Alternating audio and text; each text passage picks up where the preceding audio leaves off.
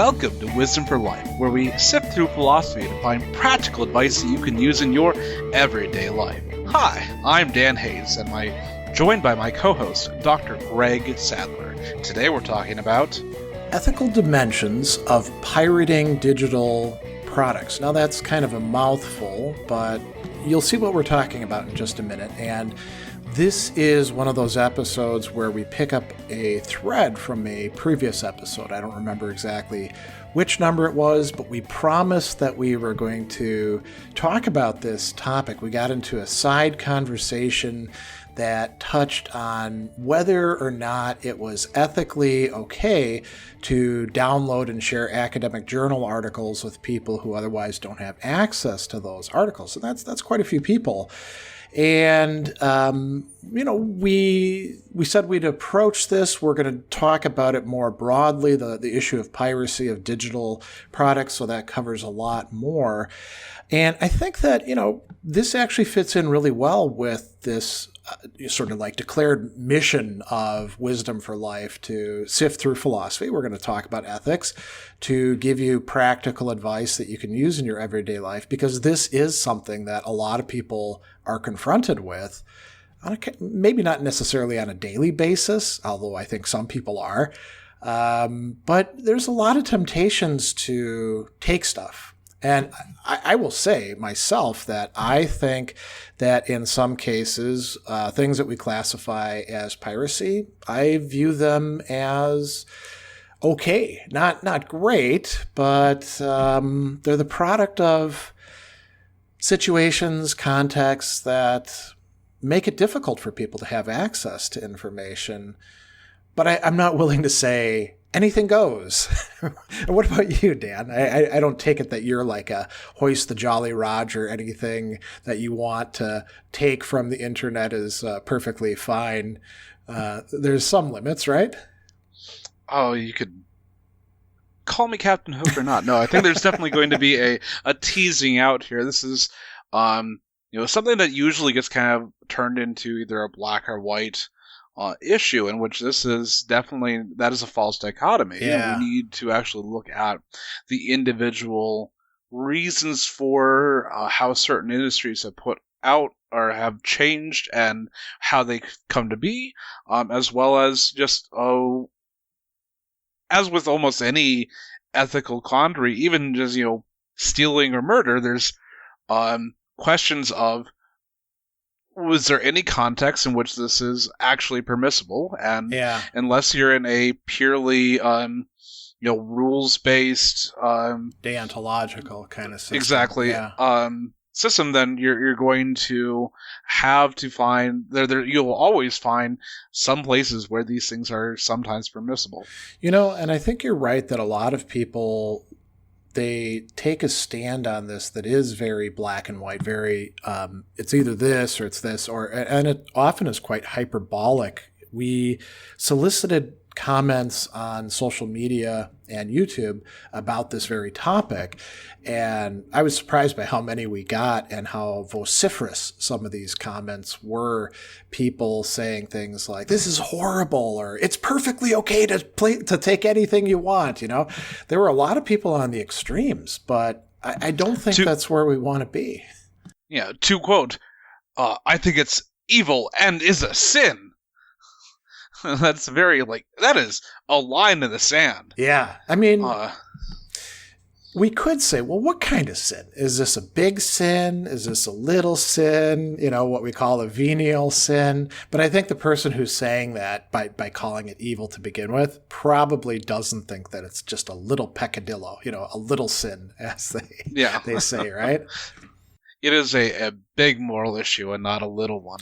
Yeah, and this is something that really we're going to have to face more and more, because we see the situations that would lead to piracy or taking these things changing from decade to decade and from year to year, right?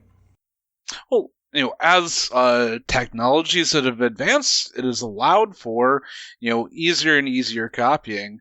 You think of if you go back a couple thousand years, you've got, whenever someone came into the harbor in either Alexandria, or if you went through the Bosphorus in Istanbul, you'd have all of your books confiscated. They get copied and then come back to you. Yeah. And so this, you had to wait like a couple weeks for this to happen, and now it's instantaneous, and the amount of work to be done is minuscule. Almost non-existent. Even in the age of the printing press, when they went from having to hand copy things, which was very labor-intensive, time-intensive, expensive, to being able to churn stuff out, there were problems with piracy then because, you could take somebody's book and then typeset it in your own printing press and then churn it out, additional copies of it, especially if it was a bestseller. Right. Or to come to one of the next things we have here is like plagiarism. That would be straight plagiarism. Yeah. But then like Don Quixote had a sequel that was written not by Cervantes but some other guy who's like, oh, I'm just gonna take this character. Oh, that's interesting. Create my own Don Quixote stories, and then Cervantes, that becomes a bestseller as well. And Cervantes is like, what is this guy? And then writes his own sequel where he meets this guy who's pretending to be Don Quixote. That's interesting. I didn't know about that. Yeah. Is that plagiarism, or is that stealing a character and then, because the guy is presumably that would be writing like his own copyright. inventions. Yeah. Right. It would be as if I took, so I love the show The Venture Brothers. I think you do too, don't you? I do. And so, what if I wrote fan fiction, The Adventures of the Mighty Monarch? But then also wouldn't have sold it. Yeah. I think that became a bestseller. Yeah. Yeah. Yeah, and it's interesting too because you can write fan fiction and you can publish it online, and if you're not trying to make any money on it, they're probably not going to come after you, right? Right. But and then depending on where you live, that's either fine or not, at least legally. Yeah. But so that's another thing we should bring up too, to clarify right from the beginning. We're going to talk a little bit about the legalities of this, but we're more interested in the ethical or moral judgments that we can make about it. Because there's a lot of times where the legal system doesn't track the ethical all that well. I think this is, in some cases, a good example of that. And we could talk about several different systems. The legal system, which is decided by the courts and laws and legislatures, and then the economic system. And then, we can talk about the ethics of it. So that is going to lead us to not seeing this in quite so black and white fashion. And so another part that we is adjacent, but we're not going to be talking too much, but is reproduction is study. And so if you're an artist, especially a visual artist, you're expected to copy the styles or even making your own representations of art in order for you to learn to become an artist. I'd be kind of curious, since I know that you know quite a bit about coding and you've done a good bit of it, if something like that exists within the coding world. Not that you'd be looking at a masterpiece and then saying, okay, I need to figure out how this masterpiece program was put together or something like that, but actually looking at somebody's code and saying, here's an example of how to get something done with these operators and this code. Now you write something that's not exactly the same as this, but something pretty similar. Is that a part of the apprenticeship that goes on? It is actually both. And so there's definitely, if you look at Stack Exchange or just GitHub themselves, these are people that are publishing code or code snippets about how to do things, and then depending on where you're at, you'll have some sort of voting system to determine what is a good representation of this thing or not, what's a good actual type of code. But also, if you if you want to look at the especially early versions of Linux or C, like Ritchie and I forget what the other guy's name. The two guys who invented C wrote the book on it. Looking in their book, they have code snippets of like how they're moving around pointers and whatnot. So there's definitely certain pieces of code that are well known that like, oh, this was masterful. Not only is it very clear, but it is also incredibly efficient. And so there and to a certain extent, these become well known as algorithms, especially so it's not specifically the code, because a lot of times like the languages are going to define exactly how you're going to present it.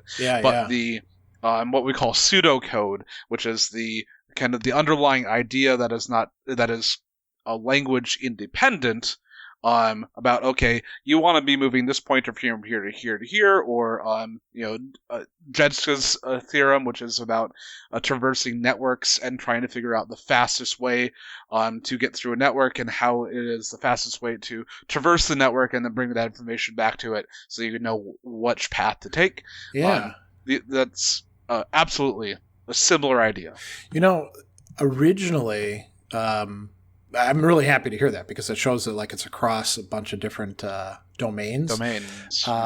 I first started thinking about this years and years and years ago when this guy, Paul Griffiths, who is a theologian, made an argument that we should stop punishing students for plagiarism, because back in the Middle Ages, one of the ways in which you learned, and this is talking not so much about painting or coding or anything like that, but text, was basically like copying out other people's texts and learning their dictum and their way of thinking and stuff like that.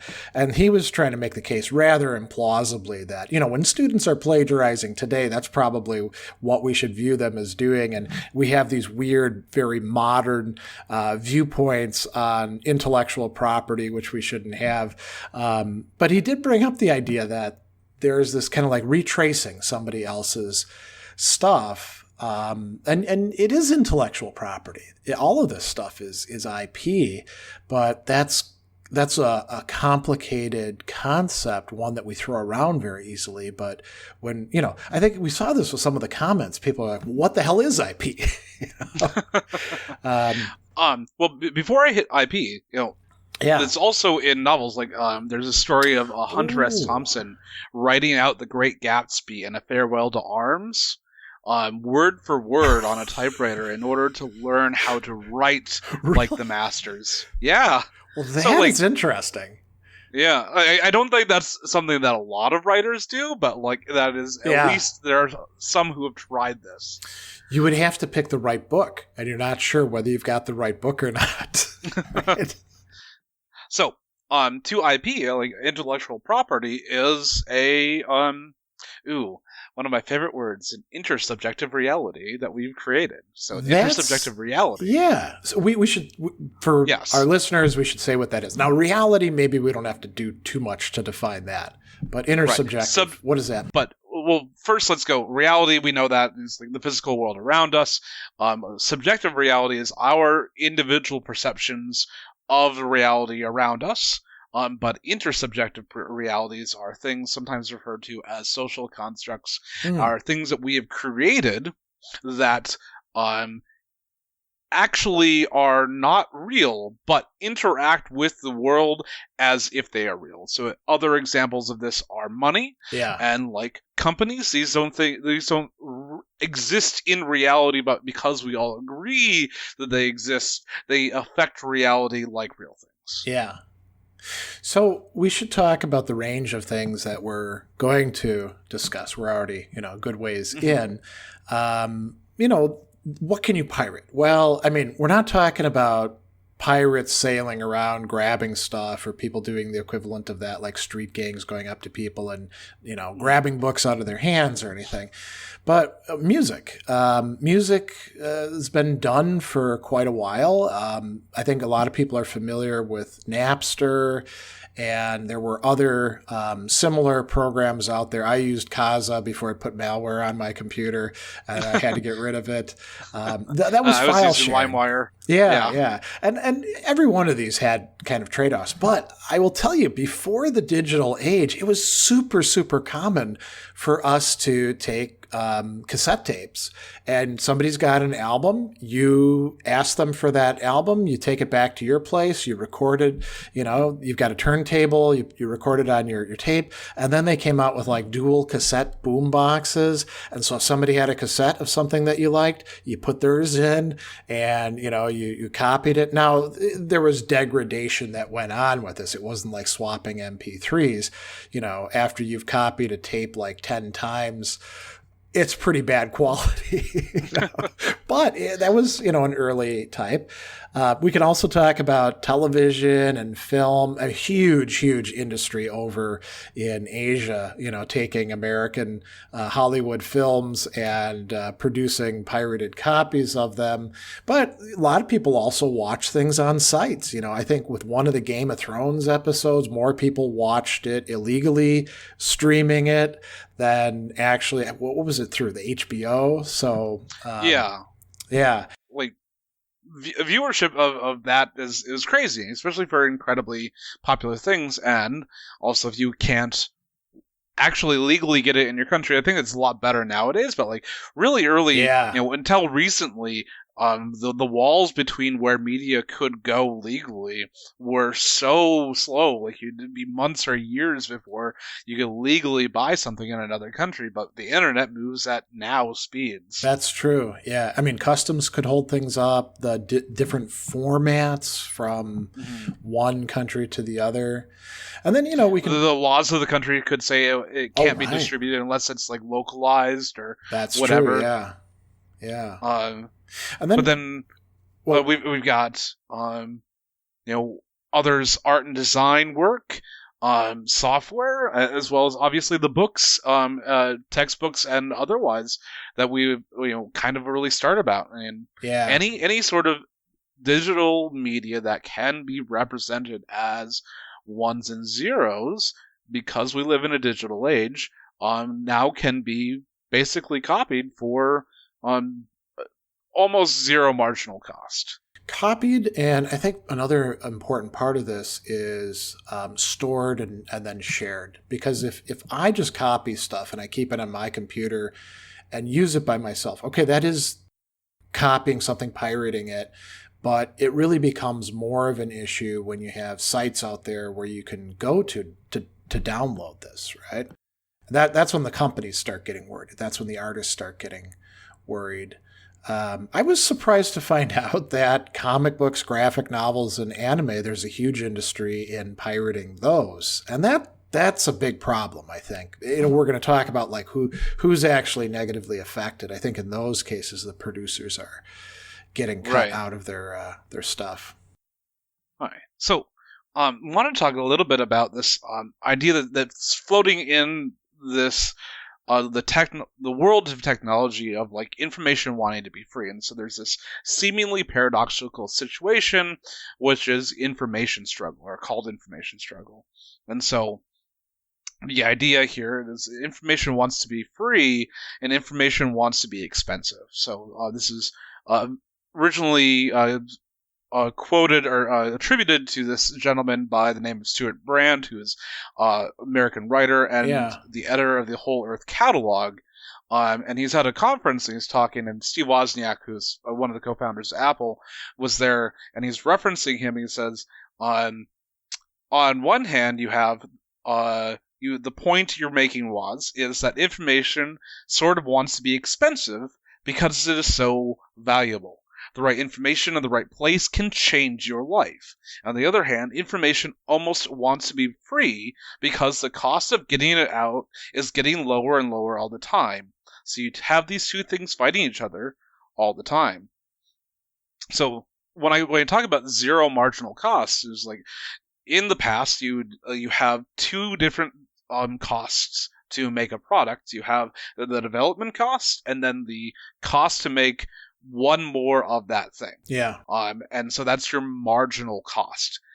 With digital goods, the marginal cost of making copies of many things is approaching zero, especially if the file sizes are small. Like a song is a couple of megabytes. That is, instantaneously transferred over the internet.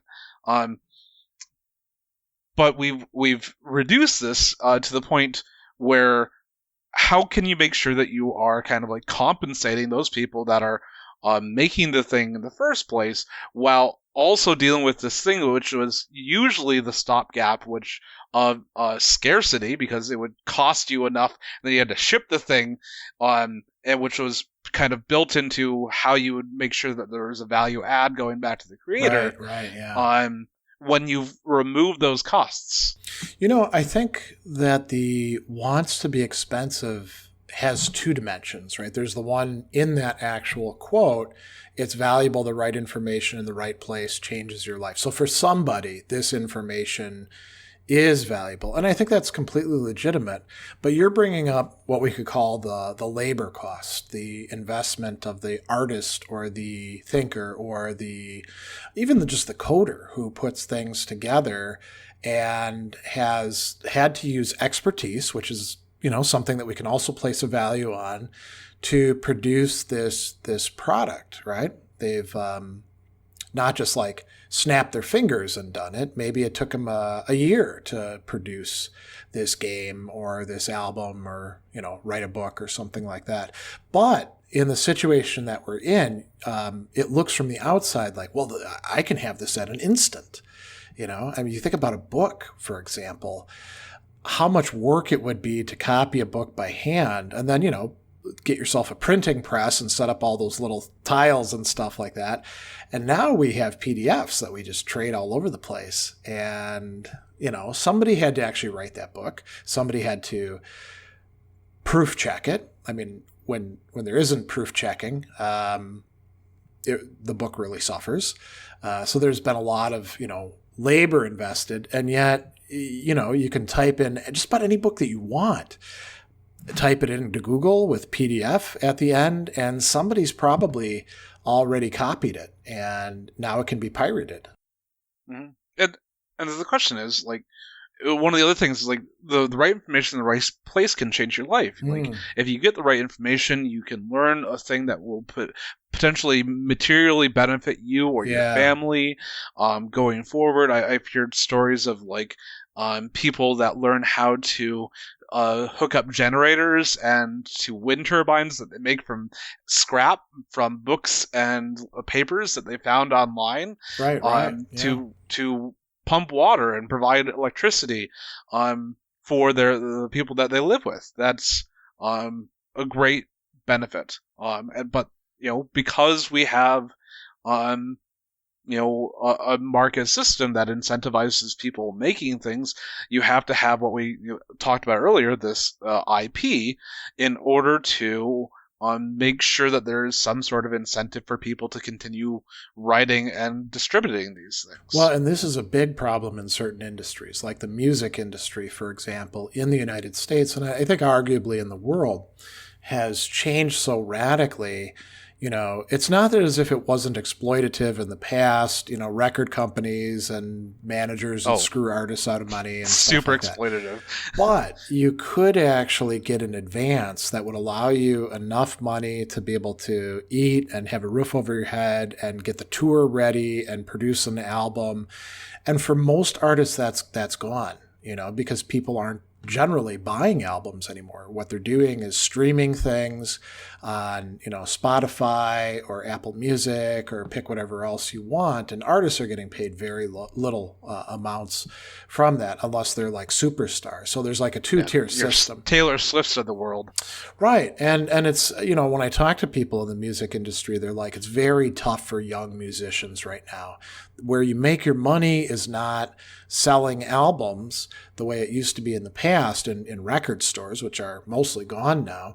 It's live performances, which you need to get paid for, not just do it for exposure. And then selling merch. Selling merch is like one of the big things. And man, that's tough, Yeah. And if we don't see that changing, and I don't see it getting better, we're probably going to have less people who can actually make it as musicians. Yeah. Maybe we need like a musicians guild, and they have like a fund for new musicians. Well, that's an interesting idea. Yeah. But that's going down a totally different rabbit hole. I will say one other thing, and this is a bit of a rabbit hole. When COVID hit, right, different governments across the world set up different, let's call them keep people alive funds, And so here in the United States, it took a lot of scrapping just to get, we're going to give everybody $1,500, In other places, like, for example, Germany, they did monthly payments to people, and they included artists and musicians, which was incredibly important, rather than just if you could demonstrate that you'd held a job over here doing this sort of thing. If you were a freelancer, they supported you. And so you didn't have to worry about starving. Whereas here in the United States, nothing like that. Right. So, I believe I read something along the lines of at least some countries providing like 80% of your paycheck. Right. Yeah. Yeah. Which is, definitely enough to make sure that you're not going to starve or anything. Yeah, and you notice they could do it. It was feasible, right? So we could have done it if we wanted to. We just didn't have the political will. Anyway, back from that rabbit hole. So, so let's talk about some of these ethical questions to clarify. So we talked about this a little bit, this difference between ethical and legal, and sometimes this is referred to as the difference between mala in se and mala prohibita, whereas mala in se is things that are bad in themselves, and mala prohibita are things that are bad because a law says something. And and a lot of times these things line up generally, but sometimes they don't. And so, I think a great. Oh, go ahead. Oh, sorry, please. What's your example? Well, as we were talking about before the show, copyright laws have changed. And Dan actually looked up what the current copyright law is, and it's changed considerably from, say, what it was 20 years ago. So some things are now illegal that were legal years ago. And, if you talk to the people who are all about, protect copyright, they seem to think it's an ethical thing. Oh, the laws are better because now they protect more. But really they stand in the way more. They have some bad effects, we could say, ethically. And they really just represent the interests, not so much of like artists, I would say, but the people who profit on the backs of the artists. And so, just to clarify a little bit, like, say, something that's bad in itself is like someone insults you and you decide to murder them. That's. Ooh. I would say that is bad in and of itself. I don't think there's any ethical system that really can do that. You think like some honor-based societies will say that's okay, but that's because they're wrong. They've got their moral system skewed in ways that nowadays many people would consider barbaric. Yeah, I thought of honor-based things just as I was saying. I was like, oh, no, you know what? In that thing, it would potentially be okay. But whereas, depending on, I guess, where you're at, like, either smoking or drinking or weed are, depending on where you're at, prime example, right? Yeah. We live here in Wisconsin, which at this point in time, buying and selling marijuana, illegal. But most of our neighboring states, it's now legal to buy recreational marijuana, so you just got to cross the border. Except Iowa. Yeah. And Iowa's only a small little border. So I guess the next big thing is whose moral or legal rights are violated and to what extent, and should they have those rights? And so we've already talked about this a little bit. This is where it gets really quite interesting. Like, for me, when I hear the Disney Corporation talking about copyright, and I think about all the things that they've bought up over the years, they're a giant conglomerate. Personally, I don't care if somebody steals Mickey Mouse. I don't care if somebody steals most of Disney's stuff, because Disney is making money hand over fist on this. And I don't think that they're probably adequately compensating everybody involved in the processes. In a lot of cases, they're just sitting on essentially intellectual real estate that they happen to have gobbled up. I think you could say a similar thing about people who buy artists' catalogs, expecting it to get like them to die, and then they're stuff is going to explode into value, but they just like stick it away in a vault. So I wasn't thinking so much about visual art. I was thinking about musicians. Catalogs. Yeah, musicians will sell their musical catalog, which then allows it to be used in commercials or whatever else you want. Movies, a great example as well. And now it's just somebody who's the equivalent of a landlord who doesn't even bother to like maintain the properties. They just own them, and if you want to go through them, you got to pay. So we would call these rent seekers. Yeah, that's because they're not actually providing any new value; they're just extracting rents. Yeah, I mean, every once in a while they'll aggregate things together and they'll be like, "Here's a new and improved copy," but it's usually not all that new and improved. So whose rights should we care about? I tend to think that it should be, we have to think about consumers and whether they should have access to a lot more than they do. And we do have to think about the producers, but the producers are not the big companies producing stuff, except in certain cases. I mean, what do you think about like software? So if you've got a Microsoft, okay, they've got all these people working for them. Maybe they could compensate them better, but it is Microsoft's product when you're using PowerPoint or Teams or, At least right now, they're for the most part getting compensated fairly well. Like if you're going to be a software developer at Microsoft, you're making 6 figures or more. Okay. So it's not. You're not going to get like a $30K or something pittance from this thing unless I guess you could have something that's part like an internship and you might be paying whatever. Those don't last very long in the software world. But yeah, like because software is so large and is incredibly collaborative thing, there is definitely going to be more value. And the larger you are and the more market share you can kind of gobble up due to at least total or partial monopolies, you can extract more money, and so like the amount of money that's actually given back to the developer is going to be less than what you can actually would give it if it was just like here's a profit share or something. Yeah, and we should point out that Microsoft, to be fair, did get in trouble with the U.S. government over monopolistic practices years and years and years ago, right? They got, I don't know how much of a hit they actually took by comparison to their revenue, but mostly it affected Gates psychologically enough that it changed his ways. That is like serious. Like he was put under deposition for that. And that's true. Yeah. Was not happy about that, and other executives have been put on the record saying like we don't do that anymore because he doesn't want to be deposed again. Well, if that works, for the moment, I would have rather seen Microsoft broken up personally. Yeah. Well, so that leads to some other interesting observations about this. So we were originally going to talk about like textbooks and academic articles, and we've seen massive market consolidation over the last, I would say like 30 years, but especially in the last 10 years, where there are companies that own not just dozens, but like thousands of journals, academic journals. And these are big bucks. And it's a really interesting model because it's incredibly exploitative all around, except for the companies that are, essentially owning these journals. Like, I forget how it's pronounced, Elsevier or something. It's along those lines. It's got a kind of weird name. So the producers, the people who are doing the work to write academic articles, they're not paid for that. It's very, very rare that you get paid for writing an academic article.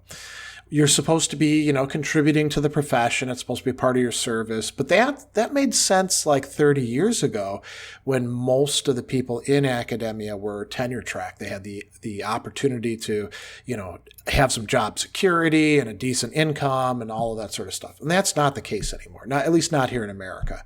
The majority of people who teach in academic institutions are not on the tenure track, and they don't have any sort of real protection. They're living rather precariously, but they're doing the work. And the work is not just writing the articles, it's also reviewing the articles, which you don't get paid for.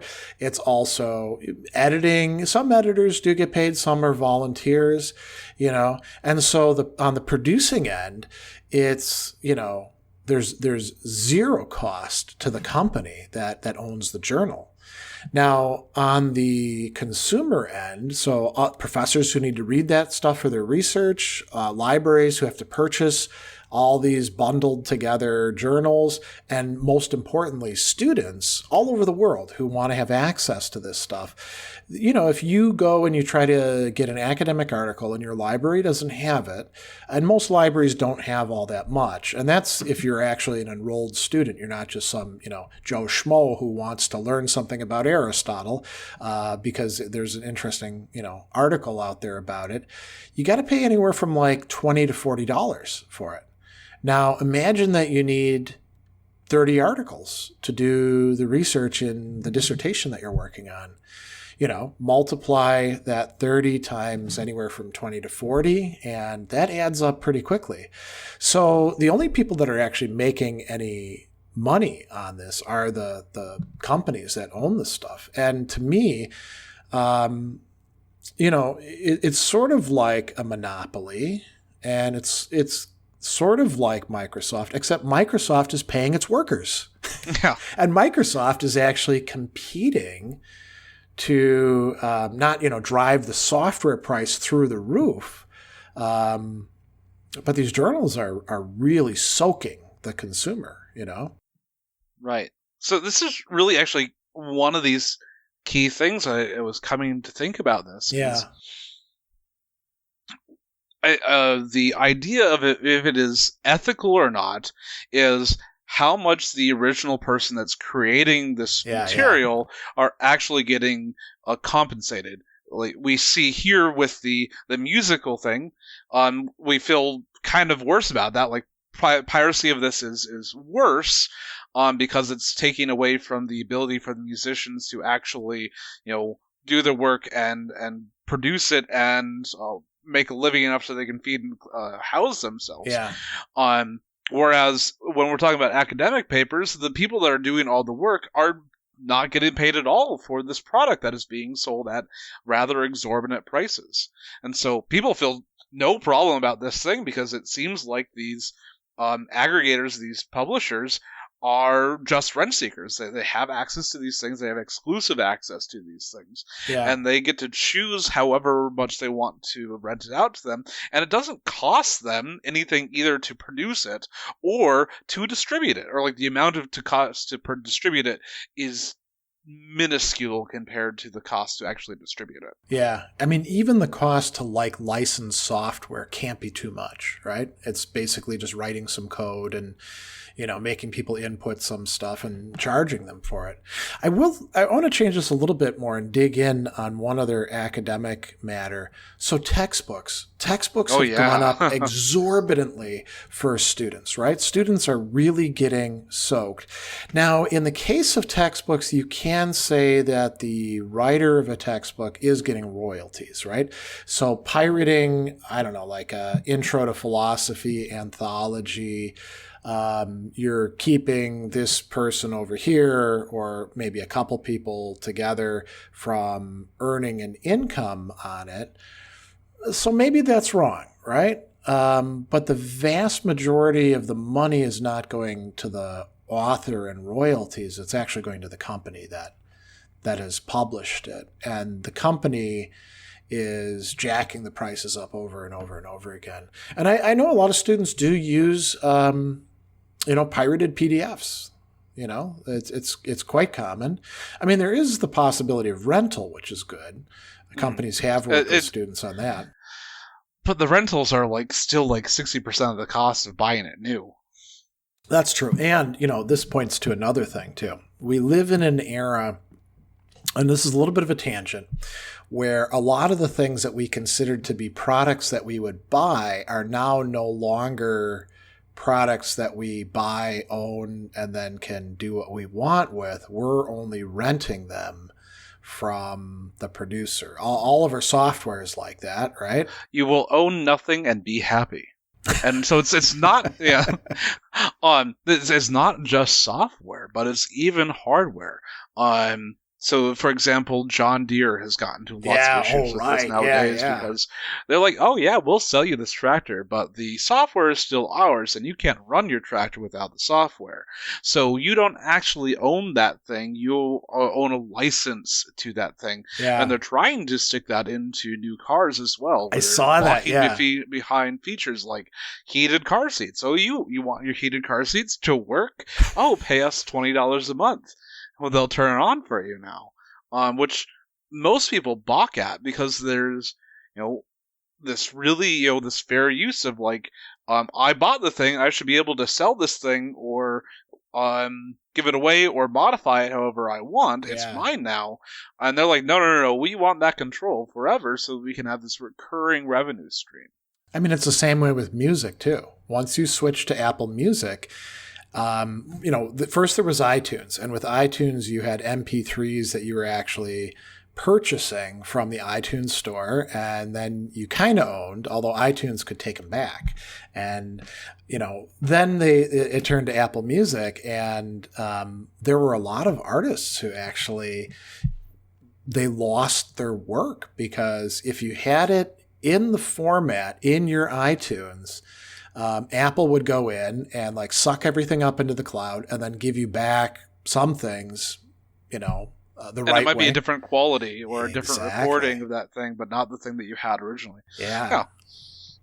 I saw recently too that there was a movie, and I forget which movie it was, but Disney has redone the movie, and people who had downloaded the movie previously in its original form now have the Disney version, which has some scenes cut from it. And you can't get your original movie back. I know of people who will both buy the thing from the original people and then also pirate it because they want to, one, try to support the artists that are making it in the first place, but they also want the ability to do with that media how they want. Okay. Without them stealing that back from you. So maybe there's a principle there, right? That once you buy something, you should be able to own it, even if the legal system and the economic system that's changed says you don't really own it, you're just renting it or licensing it, all right?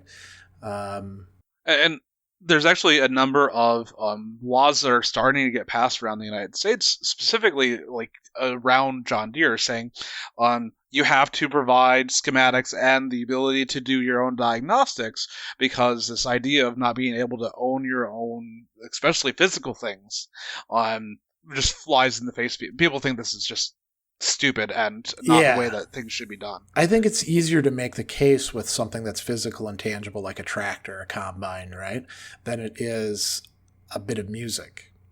Although I would make the argument, just because it happens to be digital, that if you buy something, you should have the ability to modify it. That just because it's a digital version of the thing. Like if I buy a book and I buy an access to a PDF on Amazon or something, I can write in the notes in one, and I'm not able to write in the notes in the other unless I print it off or something. But that might violate the terms of use of the thing. And now I don't actually own it. I own a usage of a thing and not the thing in and of itself. Something that we haven't talked about is games.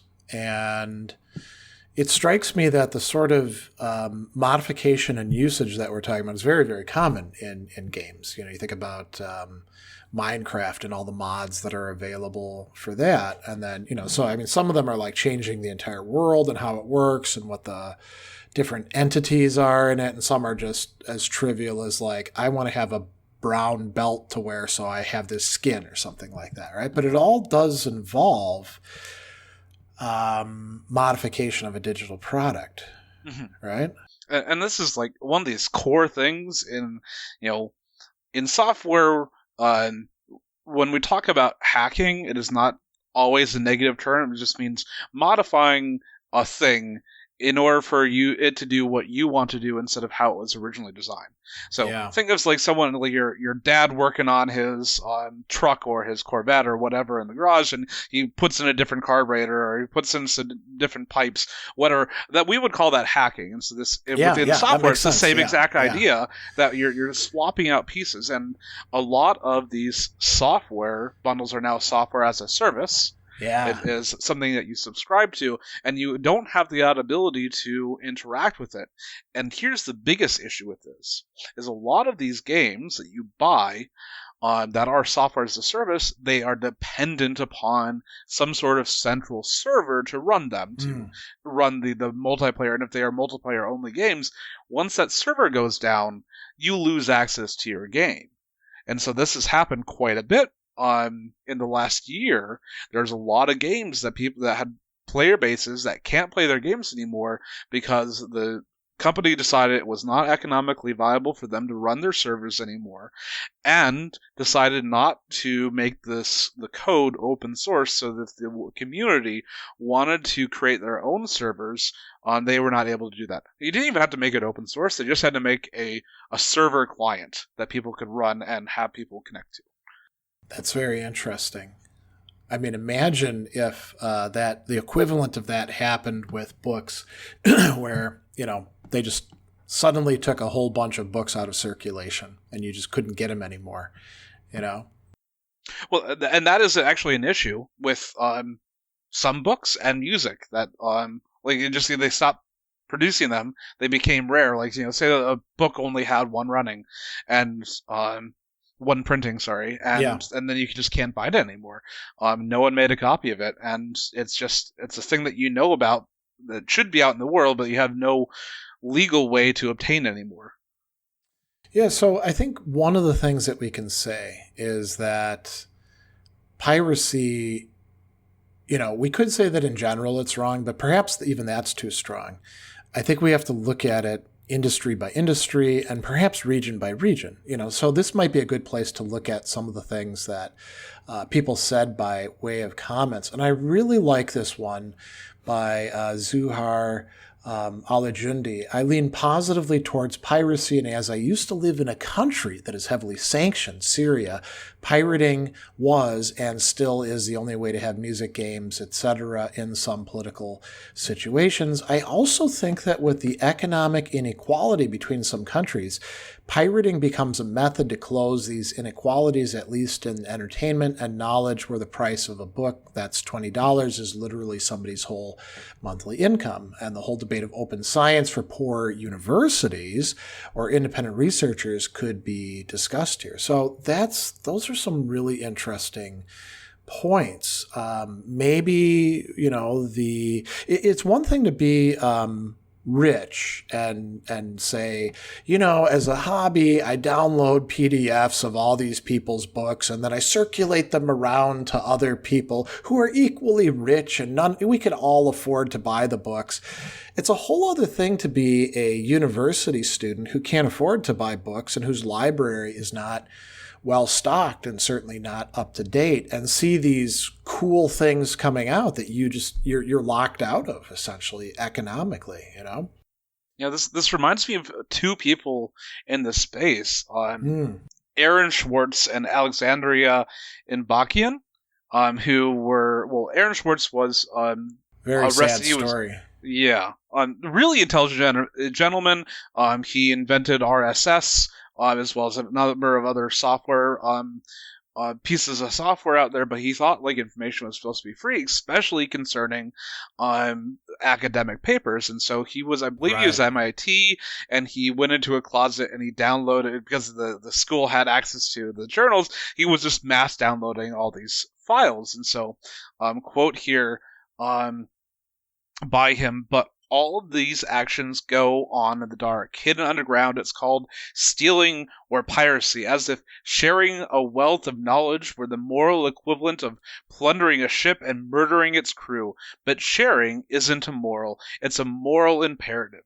Only those blinded by greed would refuse to let a friend make a copy." And so he had this really strong moral conviction that this information should be free.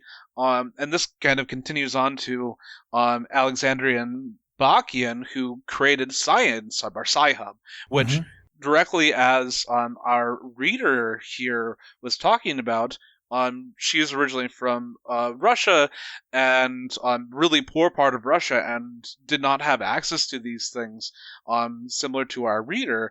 And so she created a website that basically grabbed the things that were published by Aaron Swartz and a whole bunch of others, JSTOR, and they put them on the web, and there are thousands of stories, and those represent many more of people who were able to go to university or to improve their communities through the information being shared for free. Yeah, and there's other sites that are not quite as explicitly engaging in that as Sci-Hub, but where there's a lot of this going on. Academia.edu. Tons and tons of papers that are copyrighted that you can find there. In philosophy, there's Phil Papers, which is, at least in philosophy, starting to replace academia.edu. A lot of people upload their stuff there as well. And, that might go away down the line. We could also think of archive.org, which is getting just hammered these days with all sorts of legal attempts to shut them down. And they are so invaluable, the stuff that they make accessible to all of us, that we probably couldn't get in our local libraries, even if they're good university libraries.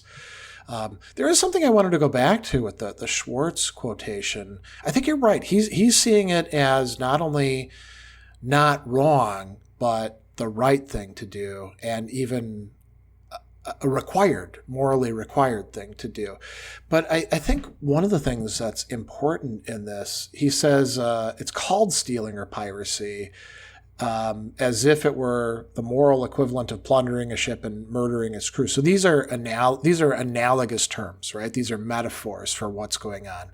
When you're downloading a PDF of a book, you are not a pirate jumping across, slashing somebody's face open, and throwing them off of the ship and then taking their stuff. You're downloading a PDF, and then if you share it with somebody, there's something out there that circulates around that I ran into a while back. It's all PDFs and video files, and it's called the Alexandria Project. And people copy the entire archive and then move it around. It's all mostly philosophy stuff and kind of continental stuff as well. But, is that really pirating? Is that really murdering a crew or something like that? No, a lot of the people that, these books are, they're already dead. They're not, you could say, well, their estate should derive an income, but a lot of times they don't have an estate. So I think that this language thing is really quite interesting. And I think Swartz is probably right about that, at least when it comes to academic articles, maybe textbooks. I don't know. Do you think this applies to software, to games, to film as well, or not? As an immoral imperative to share it?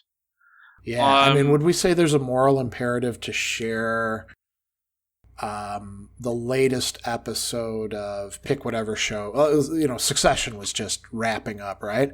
And so you have to have HBO to watch it. Now, it's not that expensive to get HBO, but I could see how some people could maybe not have it. I don't know. It's hard to say that getting to watch Succession has the positive impact on your life that the sort of examples you were bringing up before about reading academic articles or books that could improve your life, or working on your tractor, Yeah. I would say, in general, probably not. I would say that there's definitely some media out there that raises to that level. I'm trying to think. Yeah, what would be an example of that? I'm trying to think, maybe a documentary on Gandhi or MLK or something. Okay, yeah. Even a dramatization of that. Something along that line. There might even be things that are copyrighted that are really important that are very, very new. And it's you can maybe make an argument, but like it's lesser. It's as well as, it goes back to this argument of like how well are the creators of these things actually getting paid. Yeah. So for example, there's Disco Elysium, which was an independent development company, made this game called Disco Elysium. It got all these great accolades, but their developer was kind of backhanded. They had a really bad contract with them in order to get enough money to actually make it in the first place. I believe the publisher has basically taken total control over that, and the developers are getting no more money from the sale of this, even though it is a massive success. Interesting. And so the question is, if the money isn't going to the people that made it, and they made it in the last couple years, then what is the moral imperative besides, like, I had the law on my line and someone signed a bad contract? Yeah. And I mean, saying, oh, well, you should have read the contract better, and you deserve what you get. That seems off, right? Because you could say, well, why are we in such a regime where people can so routinely get screwed out of the fruits of their labor? Maybe we should be looking at that. Kind of like, obviously we don't live in Star Trek, but like this is the difference between like how Star Trek is like, Star Trek is like, you do things to share it because like your value in the society is like your clout about the things that you created, basically. And because all material wealth is already dealt with. Like, they've got replicators and they've got rid of money, so everyone can live and do whatever the heck they want. But we have to live in the system where you either make money or you starve. I was just laughing because we've been watching a lot of Deep Space Nine, and in Deep Space Nine, there are a lot of Ferengi characters, and the Ferengi characters are constantly talking about gold-pressed latinum, which is their means of exchange, and how many bars of it, and I guess there's other measures as well. So in the Starfleet universe, nobody needs money because everybody gets provided for, but the Ferengi are much more ruthless, and it seems like the Ferengi, they trade with everybody else, and everybody else understands that you better have your gold-pressed latinum or you're not getting the stuff that you want. Yeah. And it's really interesting to see how their motivations of the characters of the Ferengi are in stark contrast to those people in Starfleet. Yeah, again, we could do another spin-off episode about the rules of acquisition, which have been charted out, and there's quite a few of them. And do they constitute a coherent philosophical perspective or not? And that might actually be a good place to wrap up. We haven't come up with a definitive ethical solution of the issue of piracy, but, we hope that we provoke some people into thinking a little bit more deeply about it. And we do have more than one. We came up with a selection of quotes that we'll go out on. So do you want to lead us out, Dan? Yeah, I guess I'll add one more. My big data professor in college says the best answer is usually it depends. But we leave you with the words of first Neil Young. It doesn't affect me because I look at the internet as the new radio. Piracy is the new radio. That's how music gets around. And, from Aaron Schwartz, information is power, but like all power, there are those who want to keep it for themselves.